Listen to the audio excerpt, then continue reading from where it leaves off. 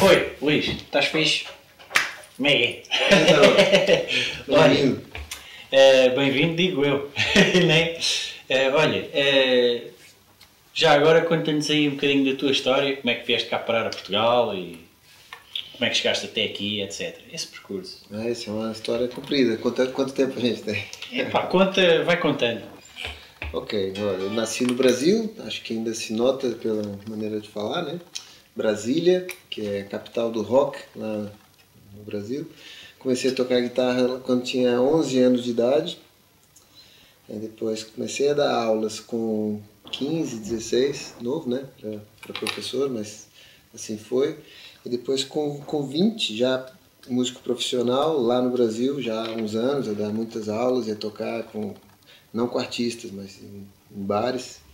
Eu, aos 20, me mudei para cá, para Portugal, para Lisboa, mas na verdade Cascais, né? Que é Grande Lisboa, vai lá. E foi aos 20 anos, foi mais ou menos a altura que eu te conheci, inclusive. Por aí. Faz pouco tempo, né? Por aí. E depois, bom, continuei aqui em Portugal, continuei como músico profissional. Eu nunca fiz mais nada além de trabalhar, a nível de trabalho, como é óbvio, né? Nunca fiz mais nada que não seja ligado à música, à guitarra, tocar em bandas. E depois aqui eu tive várias bandas, vários artistas e continuei a dar muitas aulas. E ainda hoje é o que eu faço como atividade principal, apesar de tocar muito com muitos artistas, é dar aulas de guitarra. Ok, porreiro. Pronto, agora que a malta já sabe de onde é que tu vens e para onde é que vais, não é? Dentro da medida do possível. Mas para onde vai, isso ninguém sabe. Yeah. Conta aí à malta qual é o material que estás a usar agora, ou seja, como é que é a tua linha de sinal? Começa aonde e vai parar aonde? Isso varia conforme o que eu quero fazer, conforme o trabalho que eu vou fazer, a intenção, se é estúdio, se é ao vivo, se é um sítio pequenino. A situação mais comum de todas, qual é a situação mais comum que tu tens? Hoje em dia, a situação mais comum que eu tenho é acompanhar a Tony Carreira ao vivo. Sim. Isso foi desde que eu entrei lá já há 2 anos, eu alterei meu gig para alterei meu rig para umas 5 vezes, até chegar no ponto de equilíbrio que é o camper. E basicamente é isso, é um modeling, né? Sim. É das melhores máquinas a fazer modeling, acho que a malta deve conhecer, sem dúvida. E uso só o camper. Sim, e vai guitarra, qual é a guitarra que usas? Eu estou a usar uma Sur Modern, não é essa. Essa é a minha favorita, mas não é essa que eu uso lá. Tem o Floyd Rose dá jeito lá no repertório do Tony e casa bem com os sons que eu fiz no camper. Engraçado que eu timbrei o camper usando a Sur e depois não gosto tanto de usar outras guitarras nos sons que eu fiz. Normal, não é? Normal não, porque modeling normalmente qualquer guitarra soa igual. E no camper não, o camper tem personalidade suficiente para cada guitarra soar completamente diferente. Sim. O que é de se ressaltar aqui. Mas nota-se, é normal. Em qualquer rig que tu fazes, é isso que eu quero dizer, não é? Em qualquer rig que tu fazes um som, claro, e mudas a guitarra, e não é? Se tiveres uma Les Paul e uma Strat, por exemplo, é logo... Sim, mas é curioso, noutros amps e noutras situações eu não senti tanto isso tão forte. E depois uso o Wireless Line 6, é o 55, salvo erro.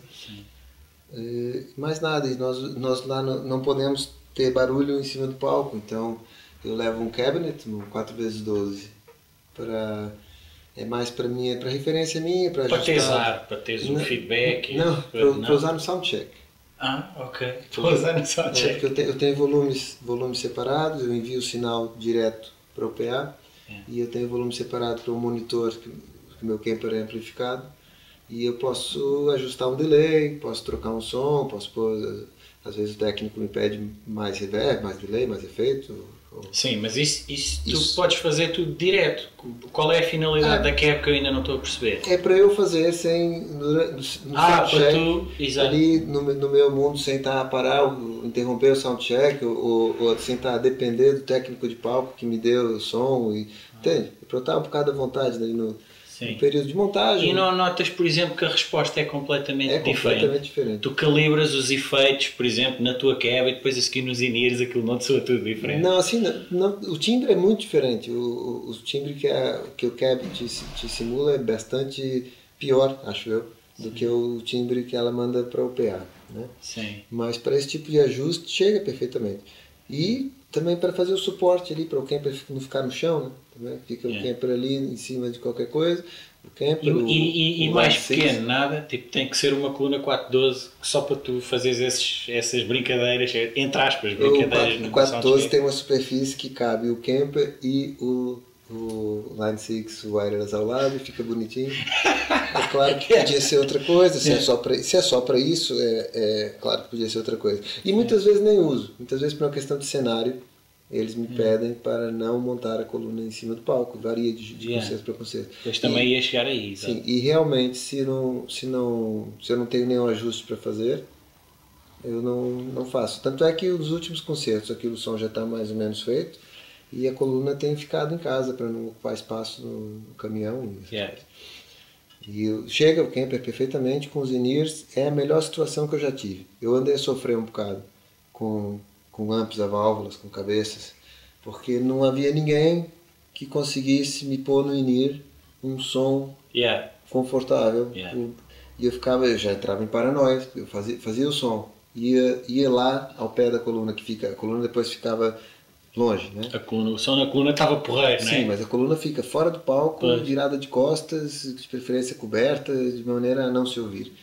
E eu ouvia e não gostava do som, mas aí eu ia com o wireless, ia lá ao pé da coluna, e lá estava bom como era suposto, e depois quando eu voltava... passa pela mesa, pelo técnico de palco e não sei o quê, né? Nem é o problema do técnico de palco em si, é o fato de passar por um processo de captação via microfone, não sei o que, não sei o que. E é para isso que o camper serve.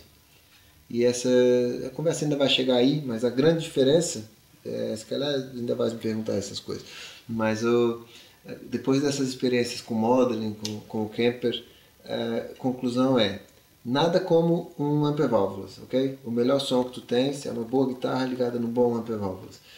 O problema é que há situações em que as pessoas não vão ouvir esse ampé válvulas. Por exemplo, concordo 100%. Quando tu gravas um disco, tu estás a tocar, tu estás ali a ter orgasmos com som, que é um grande som. Tu estás a ouvir esse som, mas esse som está a ser captado por microfones e está a ser gravado. E muitas vezes no disco não é nada daquele som que um gajo estava a ouvir. Não é nada daquilo. É a mesma coisa se tocas para 20 mil pessoas. Ninguém está a ouvir o teu backline. As pessoas estão a ouvir o que o microfone está a captar e estão a ouvir depois o que sai do PA. Ou seja, se vais tocar num sítio pequenino, em que as pessoas estão na tua frente e vão se beneficiar do backline, aí sim justifica ter um ampé válvulas bacana, com bom som, porque o camper não vai te dar um som tão bom. Por melhor que seja o camper, não é assim tão bom. Por outro lado, quando há essa barreira, e seja estúdio ou concerto muito grande, o camper vai te dar um som melhor do que o melhor amp que tu tenhas captado por microfone. A não ser que hajam ali milagres, não é? Tipo... Pois, e varia muito de dia para dia. Turnouts e cabeças, mas é muito investimento e muitos roadies. É complicado. Basta um centímetro ao lado no microfone, já tens um som todo ao contrário, e tocas hoje num sítio, amanhã no outro sítio. É uma mistura de fatores muito grande. Técnico de frente, posição do microfone, volumes, vento, sei lá, um monte de coisas que podem acontecer. E o camper não. O camper é aquilo, vai limpinho. O som que chega na mesa do técnico de frente é sempre o mesmo. E ele fica contente e eu também. Não temos então, isso é que é preciso. Pois, nesse caso, se for para tocar num sítio pequenino, eu sinto falta e gosto da resposta da old school, né? Vintage. Não tem nada melhor do que uma cabeça, válvulas. Podes crer. Então, e diz-me uma coisa. Estás-me a falar do camper e desse teu rig, mas não é nada disso que tu tens aqui. O que é que está a passar aqui? Eu quero mostrar 3 situações diferentes. Espera aí, deixa-me só interromper. Desde a palheta, às cordas, pick-ups, tudo. A gente quer saber tudo. Quer saber tudo? Portanto, explica aí à malta o que é que está a passar. Então vamos começar pela palheta, que eu tenho uma história interessante sobre palheta. Boa, essas é que a gente gosta. Ok. Como eu disse, comecei a tocar com 11 anos, em 83. Para ir mais ou menos em 88, 89, eu comecei a usar uma paleta que é a Dunlop Jazz 3. Yeah. Que é uma paleta que te ensina a tocar mais depressa, é uma paleta que te dá controle para leads e para runs daquele... Yeah. Ops. Esse tipo de... Foi só aquela última nota. Pronto, Yeah. take 2.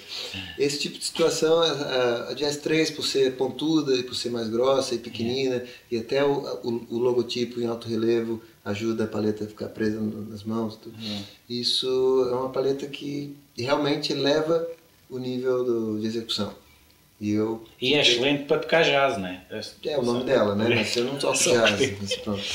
Ela tem uma ponta muito pronunciada que dá um ataque forte, principalmente se estás em high gain, em full gain, aquilo para shredding, ela tem um som, aquele ataque interessante, né? Parece que ela morde. E o que acontece? Depois eu usei essa paleta durante uns 12 anos, até por volta do ano 2000, mais ou menos, já morando em Portugal, e comecei a tocar com o João Pedro Paes. Na altura, não foi o primeiro artista que fazia grandes palcos, mas ele fazia constantemente palcos muito grandes. E eu cheguei à conclusão que o meu som tinha um ataque feio, que a paleta era um exagero. Para ritmo são muito duras, não é? Fica muito duro. E eu passei por uma fase traumática que eu decidi que eu não ia mais usar essa paleta em benefício de ter um melhor som. Então, durante um mês ou mais, ou talvez 2 meses, eu treinei bastante. Com uma paleta regular, eu escolhi Fender Medium. Paleta regular dessas Fender. Medium. Nem sei o nome desse material, celuloide ou sei lá. Sim. E pronto, é uma paleta vulgar, nem é grossa, nem é fina, mas tem um som... Mostra assim à malta, já que não sabemos o... Não sei se captam daí, mas a gente pode fazer planos disso com mais calma. E essa paleta, para mim, tem um som muito mais agradável do que a Jazz 3, mas foi um período difícil, que eu não conseguia tocar tão bem, não ficava confortável com ela. Fartei-me de treinar, encostei a Jazz 3 e aí passei por esse período de adaptação, que custou, e hoje em dia é o contrário. Hoje em dia eu estou habituado a tocar. Eu lembro que pensava assim, o Van Halen não usa Jazz 3, o Steve Vai também não, o Joe Satriani também não. Os meus principais heróis tocam muito bem e usam paletas desse gênero. É normalíssimo aquela palheta que tu arranjas em qualquer lado. Eles atiram para o público e tu vês, é uma palheta corriqueira, normal. Mas a Jazz 3 teve o seu papel importante no desenvolvimento da técnica e depois eu abri mão e hoje em dia não faz falta nenhuma. Às vezes eu pego para lembrar e não gosto mais do feeling de ter uma paleta tão pequenina e grossa, né? Mas o principal motivo é esse. Eu só fui me dar conta disso quando tocava em grandes palcos com som forte, né? Um som alto, amplos a válvulas. Com o João Pedro Paes eu usava um Orange 140 watts com 2 cabinets 4x12, full stack mesmo. E bastante alto. E depois é assim, tu não estás o tempo todo fazendo runs de shred. Pois não. Pois é. Estás a fazer ritmo. Sim. Não é? E aí, mas também faço. Ali chegava na hora dos solos, eu sentia falta e tal. E não dá jeito nenhum andar com 2 paletas e a trocar conforme, assim, fora de questão. Então pronto, passei a Fender Medium. Depois cordas. Também no início, quando eu aprendi a tocar lá no Brasil, a gente... Era uma espécie de moda entre os guitarristas lá da minha geração. Era as cordas quanto mais finas, melhor. Era o que a gente achava. Então eu durante muitos anos usei D'Addario 08. E 08? D'Addario 08. Porque eu achava que quanto mais fino era melhor. E se houvesse 07 era o que eu ia usar também. Era nessa época. Depois aos poucos, acho que isso é uma coisa dos anos 90 até início dos anos 2000 talvez. A malta foi... Os guitarristas em geral foram se dando conta que não é nada disso, que o som a gente precisa ter um pouco mais de massa nas cordas, né? Mais calibre nas cordas. Então, 0,9 durante um tempo e depois hoje em dia eu uso 0,10 e uso 0,11 caso seja afinação meio tom abaixo. Que é o que eu uso na banda de originais, Yellow Dog. Eu uso Gibson com 0,11 afinada em Mi bemol. E há alguma marca de cordas que tu gostes mais? Pois, é Elixir. Elixir, porque dura mais, porque tem aquela camada de não sei o que, nanoweb, não sei o que prolonga a vida das cordas. Eu transpiro pouco, tenho essa sorte, as minhas mãos não corroem muito as cordas, mas eu tenho várias guitarras e seria uma chatice usar cordas normais e ter que trocar. E aguentas bem, não costumas partir cordas? Não, engraçado, acho que a tecnologia de cordas deve ter evoluído, porque claro que a gente também, né? Com o tempo a gente vai tocando de outra maneira. Eu hoje em dia parto muito menos cordas. Acho que é uma soma dessas duas coisas. Acho que eu toco melhor e as cordas também são melhores. Yeah. Faz-me confusão ver vídeos daqueles vintage dos anos 70. Que cordas é que eram aquelas que eles tinham? E eles fazem bends como se não fosse amanhã, sem medo. Epá, olha, cordas grossas. Pois. Deviam de ser 0,11 para aí no mínimo. Mas né? acho que não tinham, provavelmente não tinha qualidade de... Não aguentam o que as de hoje aguentam.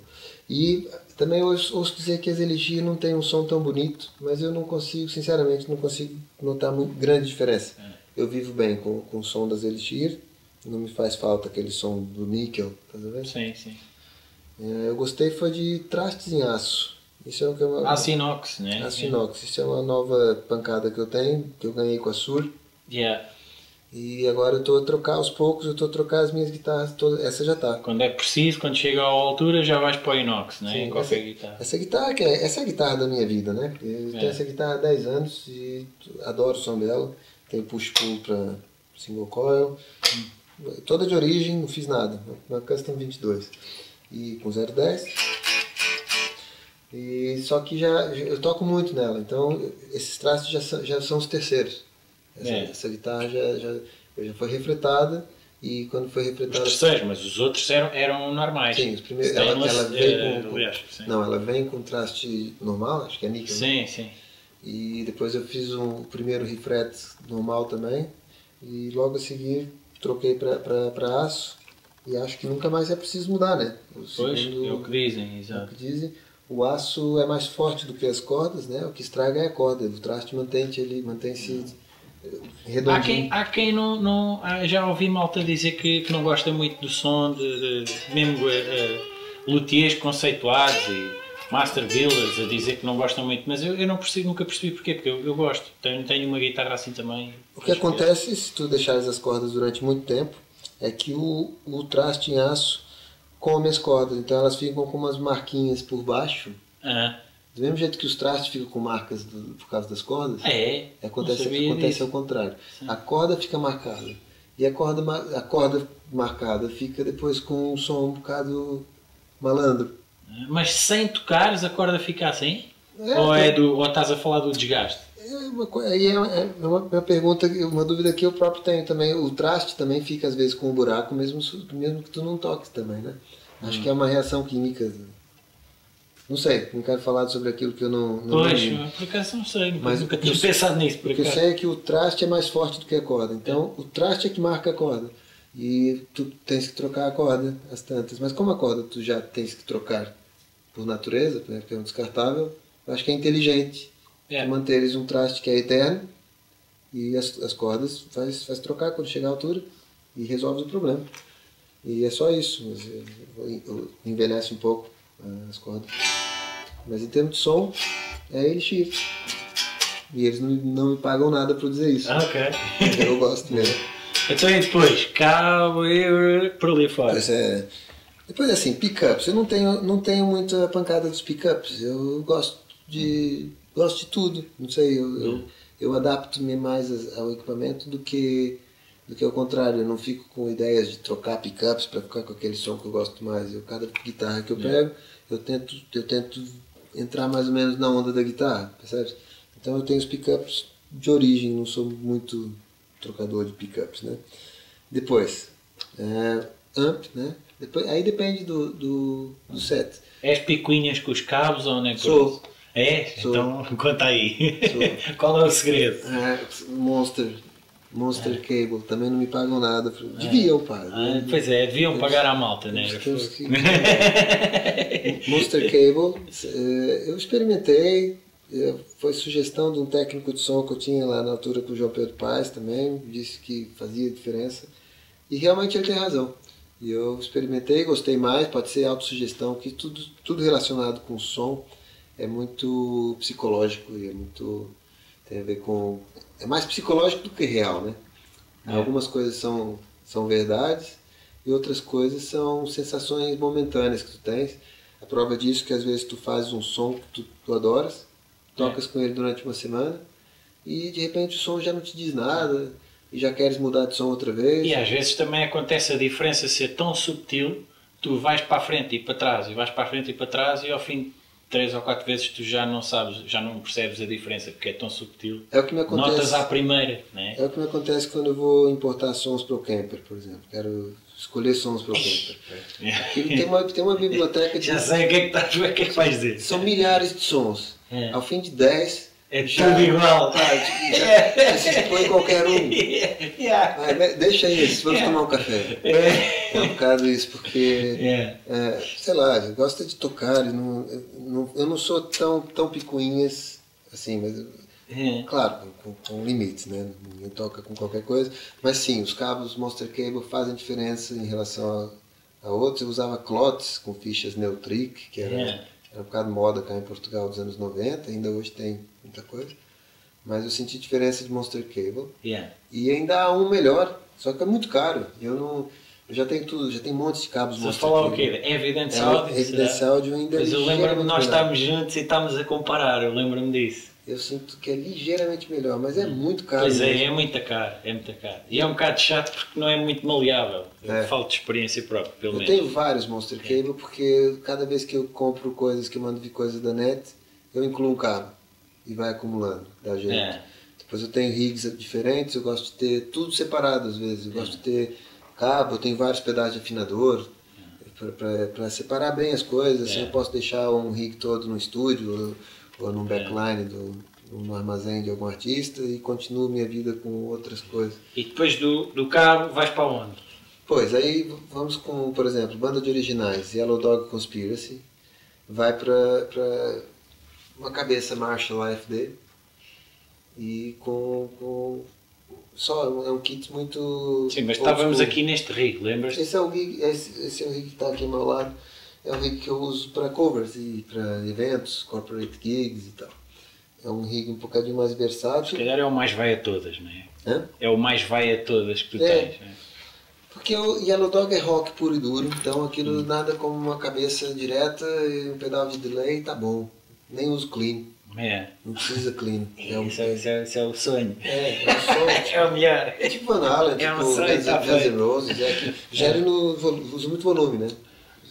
Queres aliviar um pouco para as introduções, para as bases, mesmo o falso clean, é o volume ali naquele 0,5. Sim. Isso às vezes dá um grande clean mesmo. É o melhor. Falso clean entre aspas. É o melhor, sim. Se tiveres um bom amp, não é? Que responda bem, é isso. Sim. Mas não sei porque quando é covers e essas coisas eu já tenho a mania de querer usar um clean com compressor, é outra cena, um gajo que é por clean mariquinhas, né?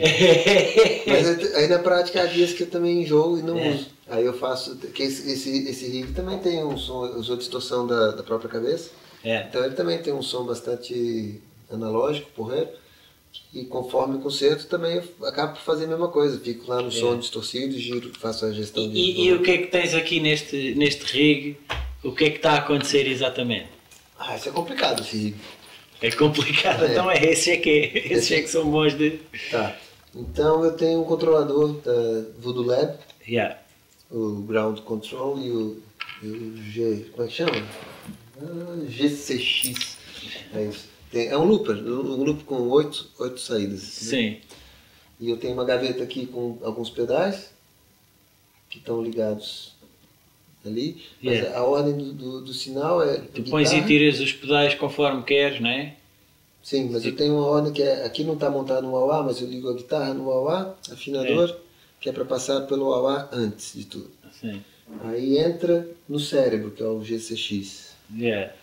Ok? Aí depois do GCX ele envia para aqui, tá nessa gaveta tem uma distorção, um bass pedals, um overdrive, que eu uso para empurrar. Sim. Entende? Empurrar. Sim, acho que sim, acho que sim. Tens o som da distorção da cabeça, Yeah. é um bom som para fazer as bases e tudo, chega no Sim, alto som, fica mais maneiro, tá aquele gás.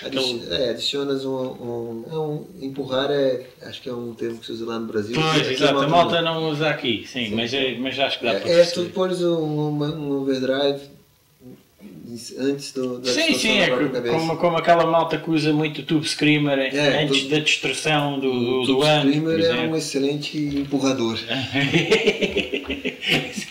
Yeah. Isso eu estou usando um do Bass Pedals para fazer essa função, mas também soa bem no clean. Depois tu arranjas outras soluções. Pois é, agora estava a ver, vocês traduzem à letra, vocês é que estão bem. Eles dizem, os ingleses dizem push the amp, Push the amp, ok. também usam isso também. E vocês traduzem à letra, é um bocado isso. Sim. Nossa, eu sou português também, para ficar claro. Já estou aqui há tempo demais, tenho mais tempo de Portugal do que de Brasil. Foi há 25 anos que eu vim para cá, sou português, tenho BI, tenho passaporte, nacionalidade. Epá, fogo! Isto não é os serviços de imigração, mas não. Yeah. Só eu não perco o sotaque. Yeah. Mas eu inclusive torço para Portugal quando joga contra o Brasil. Lamento pelos brasileiros. Nice. Que mais? Então estávamos aqui. Deixa eu ir na ordem. Então o coisa do overdrive está no meu número 1. Eu tenho que ver pelos números que é para lembrar. Sim. Depois o número 2 eu liguei, está fazer como foot switch, muda o canal da cabeça. Yeah. Eu uso clean ou o canal distorcido da própria cabeça. Yeah. O 3 faz on-off do reverb da própria cabeça também. Eu uso reverb a válvulas. Reverb acho que não é molas. Não, acho que essa cabeça não é molas, acho que é digital, mas é da própria cabeça. Mas gostas do reverb? Gosto. Por acaso tem um som bem aconchegante esse reverb.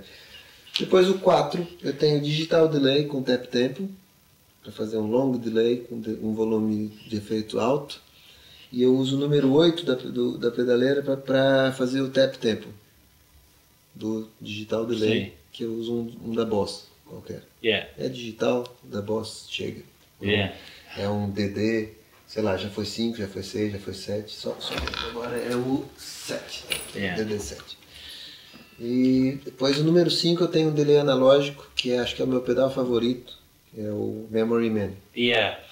Que acho que é... Muito fixe esse pedal. Não sei, parece que tem pedigree, tem alma, tem qualquer coisa nesse pedal. Tu ligas com qualquer regulagem, o delay não precisa bater no tempo, porque é analógico. Sim. Mas ele dá-te uma cena no som que é bonito. Esse pedal fica praticamente o concerto inteiro ligado. Dá-me ambiente e o delay, volume de efeito mais ou menos baixo, portanto eu não me chatei muito se aquilo está batendo no tempo. Yeah. Para isso eu vou buscar, depois eu somo os dois delays e ponho o Boss tá mais alto no tempo da música. E deixas do outro sempre. O outro fica quase sempre. Pões um em cima do outro. É isso? Sim. Põe um em cima do outro e fica mais espacial o som, fica giro. Depois no 6 eu tenho um chorus, que é o da Electro Harmonix, que é o Small Clone. É o chorus dos Nirvana, do Come As You Are. Esse é um pedal barato, tem só um botão de chorus e de volume de efeito e é porreirinho. Depois no 7 eu passo aqui tem uma hack da TC Electronic, multi-efeitos da TC Electronic, que eu posso inventar.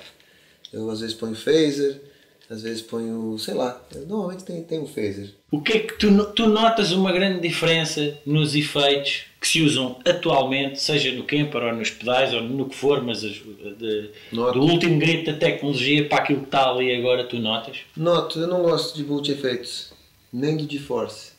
Yeah. Ele está aí um bocado por dois motivos: para encher o espaço da rack, ficar bonito, e aproveito para fazer um phaser, mas não sei, por norma qualquer pedaleira multi-efeito não fica tão fixe quanto pedais dedicados. É o meu gosto. Yeah. E outra coisa, dessas pedaleiras multi-efeitos não combinam com cabeças a válvulas. Yeah. Não gosto. Já tentei ligar o TC eletrônico em cabeças. TC eletrônico, né? Yeah. Em cabeças de 100 watts e detestei. Mesmo que seja só para fazer um delay, o pedal da Boss dá 10 a 0. Yeah. Pode ser, é o que eu digo, pode ser pancada, paranoia minha, mas eu sinto mais confortável. Mas essa é a ideia, né? Tu tens que fazer um som que tu te sentes confortável para tocar. Claro, claro. Que o meu conforto não é igual ao teu ou de outra pessoa. Essas coisas não há certo e errado. Há o que tu gostas e o que o outro gosta, o que eu gosto. Há mil histórias de guitarristas incríveis que tocam no rig do outro e não gostam. É. Eu próprio sou fã do Guthrie Govan e sou bem fã dele. Não há uma coisa que ele toque que eu não fique impressionado e eu gosto mesmo. E eu uma vez fui tentar comprar um amplificador que ele usava na altura, que era o Cornford. Encontrei um à venda. Também já tentei. Fui lá experimentar e pá, não, aquilo que funciona para ele não funciona para mim. Eu achei um amplificador duro, eu não sabia o que fazer com aquilo. Também já experimentei a guitarra dele e não achei nada de especial. Pá, é uma grande guitarra, mas não era para... Essa eu até gosto, eu só não gosto quando tem um pick-up no centro. E a dele tem, e aquele pick-up no centro me incomoda a paletada, mas me incomoda mesmo. Eu fico psicologicamente afetado. Se a paleta por acaso encosta ali no pick-up, eu já não curto a guitarra mais. E depois não sei, eu sei que faz falta para o timbre, mas eu gosto de configuração assim, com espaço para paleta aqui no meio. Eu tenho a mão muito pesada. Então, e diz-me uma coisa, pronto, já falámos agora aqui desta secção toda, vamos à minha parte favorita, que é ali, tens ali uma data de guitarras. Só não terminei de falar que eu tinha também o POG, que é o do Electro Harmonix POG. Ok. Está também aqui à disposição, que é um brinquedo espetacular, tem 2 oitavas, uma para cima e uma para baixo. Então fica também no mesmo loop do... Pois é, isso dá um efeito muito louco esse pedal. Eu tenho o meu número 7, que é o meu pedal, meu númerozinho da loucura total, que é o número 7 em homenagem ao Steve Vai também, que gosta do número 7, né? Eu às vezes ligo o POG aqui na mão e o phaser, e isso tudo misturado é um som assim, parece um sintetizador. E há dias que apetece louquíssimo, fazer um som de guitarra com um som que não é de guitarra até, que é, imagina, o POG com 3 oitavas e phaser, mais os delays, estás a tocar, parece que estás dos Daft Punk. E é giro para variar. E pronto, e o 8, só para terminar ali, o 8 era o tap tempo do Digital Delay. Esse é o meu rig. Portátil, já tá os cabos já estão passados numa manga, que é para economizar tempo na hora de montar, porque é muito envio. Então é uma coisa que custou fazer, levou bastante tempo até eu chegar aqui e não me apetece desmontar isso, porque tá mesmo como tu estás habituado e é assim, pronto. E como se não bastasse, no final de tudo, depois de passar pelo controlador, antes de voltar para o Power Amp, ainda passo por um boost, Mace Pedals também, que eu posso com esse boost subir volume e serve como som de solo. Qualquer dessas combinações que eu estava a falar, com esse boost ainda dá mais um extra. É mesmo só o boost, não altera nada o som? Teoricamente, mas eu ainda dou um bocadinho de drive também, porque eu só uso para solos e depois aquele extra drive ainda me ajuda mais. E eu às vezes, meu erro é às vezes somar muitas distorções. Por exemplo, imagina, se tiver a distorção da cabeça empurrada pelo overdrive mais o drivezinho do boost, já um bocado ganhou mais, mas tudo bem, mas funciona. More is more, né? Funciona. No João Pedro Paes eu tinha uma pedaleira com 4 distorções e havia momentos em que eu tinha 3 ligados, 4 não, mas eu tinha 3 ligados a somar. Hoje em dia eu me arrependo, porque eu acho que perde, fica muito amassado o som da guitarra. Com excesso de ganho. Perde um bocadinho da definição. Totalmente definição. Mas dá-te sustento, essa ideia é E também não te dá mais volume, isso é um engano. Tu somas uma distorção em cima da outra porque queres um som de solo cada vez mais alto, não é verdade. Aquilo às vezes amocha por comprime, né? Tens que ter um boost no fim, o boost faz isso. E é assim.